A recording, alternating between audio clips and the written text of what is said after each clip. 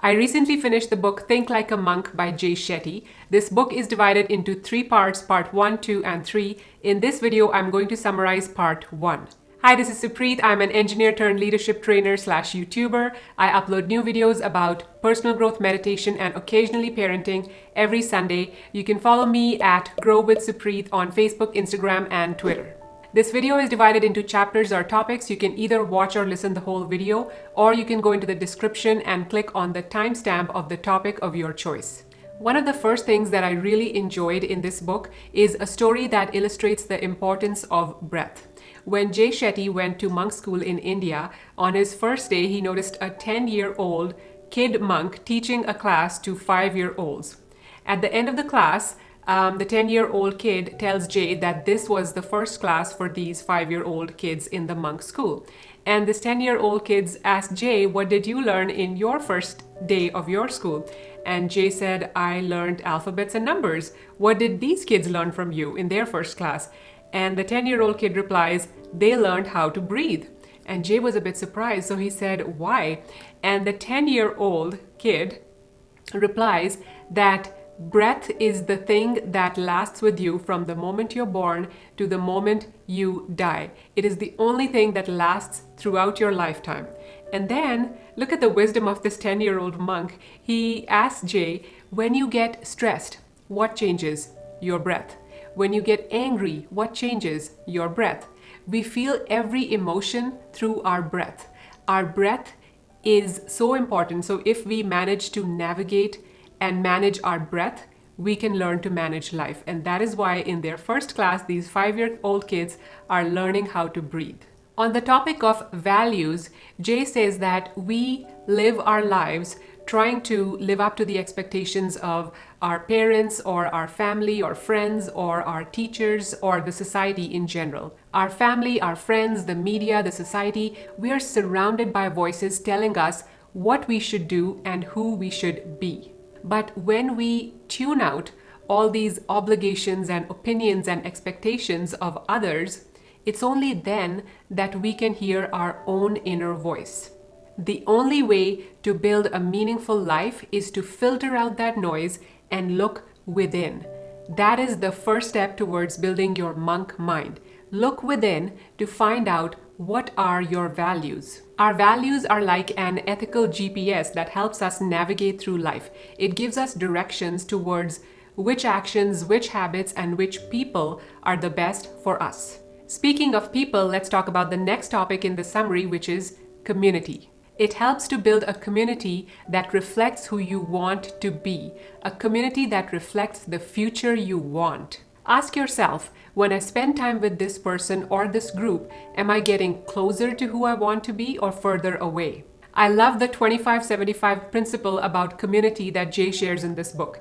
He says that for every negative person, have 3 uplifting people in your life. Try to surround yourself with people who are better than you in some way. Maybe they're happier, maybe they're more spiritual, maybe they have better habits. In life, as in sports, being around better players pushes you to grow. Make sure that at least 75% of your time is spent around people who inspire you instead of bringing you down. There might be some people in your life whom you can only tolerate for 1 week or 1 day or even 1 hour. Maybe you also know a person who is a 1-minute person. So make sure that you do not exceed these time limits when you're spending time with such people. When it comes to the people you love, don't just spend time with them, grow with them. And if you want to grow with me, subscribe to my channel. Next week, I'm going to be sharing the summary of part 2 of this book. So make sure you've subscribed and hit the notification bell.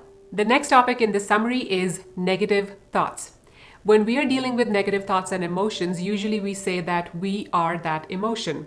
I am angry, I am sad, I am afraid. But instead of saying I am that emotion, try switching to saying I feel that emotion. I feel angry, I feel sad, I feel afraid.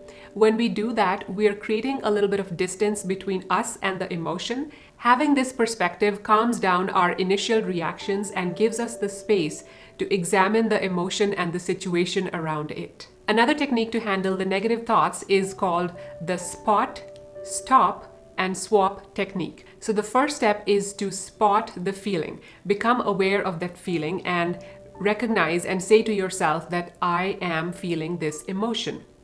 I take it a step further where once I have spotted the emotion, I try to examine where am I feeling this emotion in my body.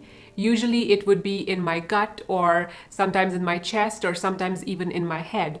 Sometimes I can feel a heartburn coming. So this is something I think I learned from the book Power of Now, where each time you have a negative emotion, you try to find it in your body. Where are you feeling it in your body?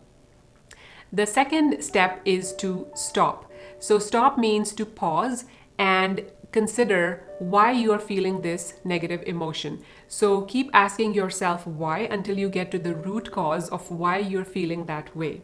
And the third step is to swap. So swap whatever you're feeling after you have gained some perspective by examining it in step 2. You can swap it with a different way of processing that situation. Ideally, a more positive way of dealing with that situation. So spot, stop, and swap is a technique to deal with negative emotions. By the way, I'll be honest and tell you that this is easier said than done, but you can do hard things.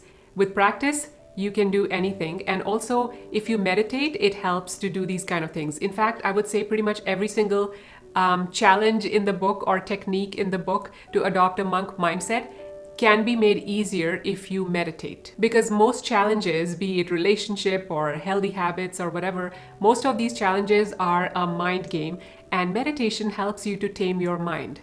I now want to share with you a parable about negative thoughts. This is the story of an evil king visiting a good king who was hosting him, and they were both going to have dinner. So when the dinner plates were brought, the evil king asked for the plates to be switched. The good king said, "Why?" And the evil king replied, "Because you may have poisoned my food." At this, the good king laughed, and because the evil king saw the good king laugh, he asked for the plates to be switched one more time because he was thinking that maybe he is double bluffing him. And then the good king just started eating his food, and the evil king remained hungry the whole night. What we judge or envy or suspect in someone else can guide us to the darkness we have inside our own selves. The evil king projects his own dishonor onto the good king. In the same way, our envy or suspicion or impatience can tell us something about ourselves because we usually project our own suspicion and our own emotions onto other people. Negative projections and suspicions reflect our own insecurities and get in our way. If you decide that your boss is against you, it can affect you emotionally. You may be so discouraged that you do not perform well at work. Or it can affect you practically. You may not be able to ask for the raise that you deserve. Either way, just like the evil king, you're the one who will go hungry. Now let's talk about complaining mindfully. This was one of my aha moments from part 1 of the book. Jay Shetty says that happy people tend to complain, wait for it, mindfully. Instead of just venting to somebody about your complaints or frustrations, if you mindfully complain, and one of the ways to do that is to write in a journal about upsetting events, it can actually help you heal mentally as well as physically. So write in a journal about events or things or people that upset you and give yourself the chance to reflect on your thoughts and feelings and to process them. And that can be a very effective technique to complain mindfully. Another way to complain mindfully is that instead of complaining to your friend who can't do anything about it, that your partner comes home late every night, communicate directly and mindfully with your partner. When our complaints are understood both by ourselves and others, they can be more productive. The next topic is forgiveness.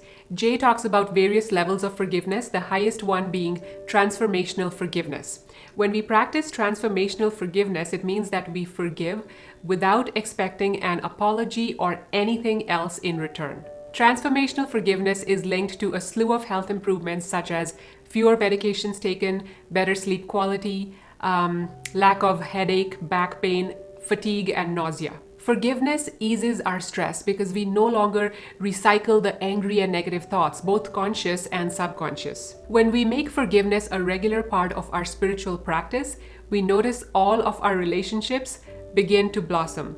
because we're not holding grudges anymore. There is less drama to deal with. I can personally attest to this. In my everyday meditation, I forgive people, even those that are hard to forgive.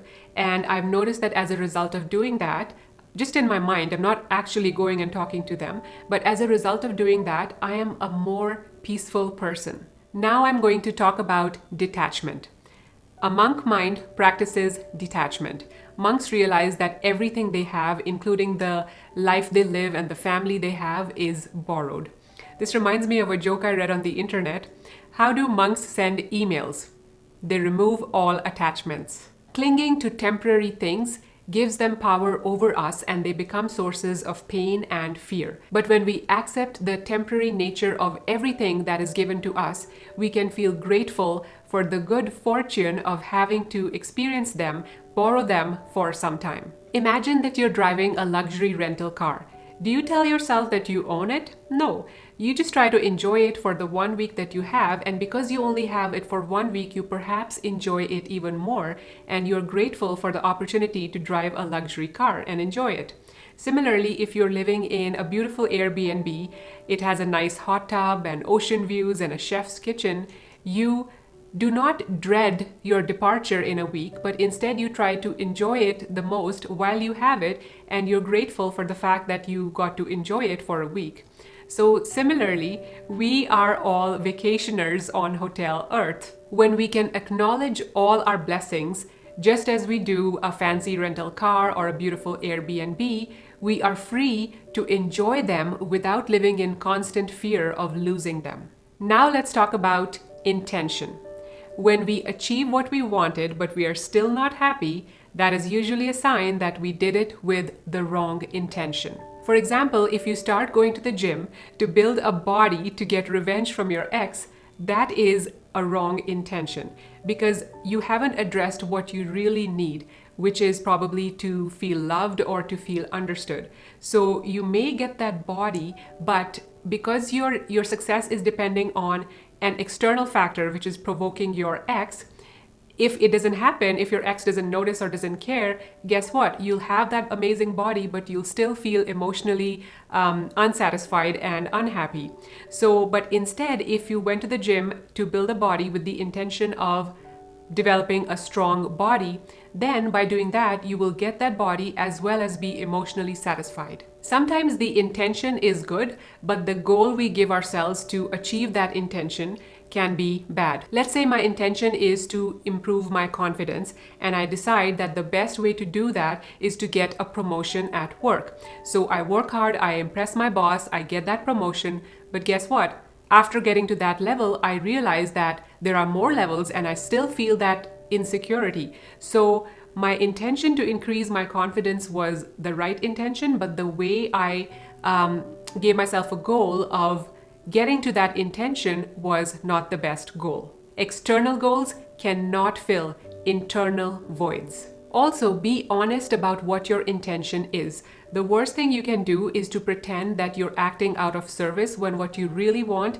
is material success. So to really get to know what your intention is, ask yourself why many times. Why do I want this and why do I want that? Ask yourself why many times until you get to your root intention. And once you know your intentions, live your intentions. Simply having intentions is not enough. We have to take action. I wish is code for I don't want to do anything differently. Something I haven't talked in this video, but which I absolutely loved while reading the book, is the various quotes by Jay Shetty and by other people.